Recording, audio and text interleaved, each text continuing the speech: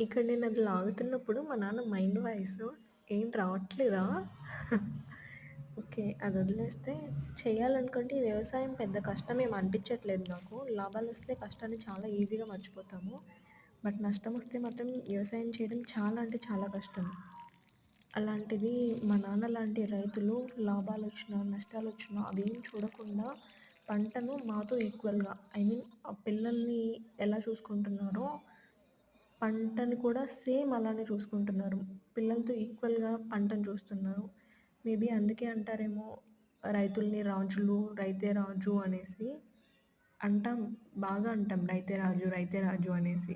But రాజులా అయితే చూడం గదా!